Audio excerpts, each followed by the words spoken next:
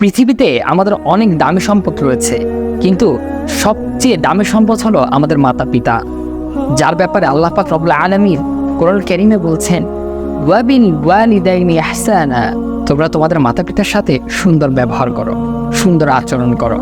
মানে আরো বলছেন ওয়া ক্বাদা রাব্বুকা আল্লা তা'বুদু ইল্লা ইয়্যাহু ওয়া বিল ওয়ালিদাইনি ইহসানা ইম্মা ইয়াবলুগান্না ইনদাকাল কিবরা আহাদুহুমা আও কিলাহুমা ফালা তাকুল লাহুমা উফফিন ওয়া লা তানহারহুমা ওয়া কুল লাহুমা কওলান কারীমা।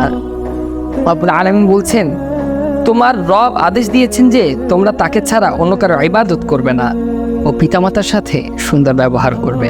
তাই আমাদের প্রত্যেকের উচিত রবের আদেশ পালনার্থে আমাদের পিতামাতার সাথে সুন্দর আচরণ করা এবং যাদের পিতামাতা পৃথিবীতে বেঁচে আছে তাদের খেদমত করে দোয়া অর্জন করা, কারণ তাদের দোয়া আল্লাহর আরশ আযীমে খুবই দ্রুত পৌঁছে দেয়।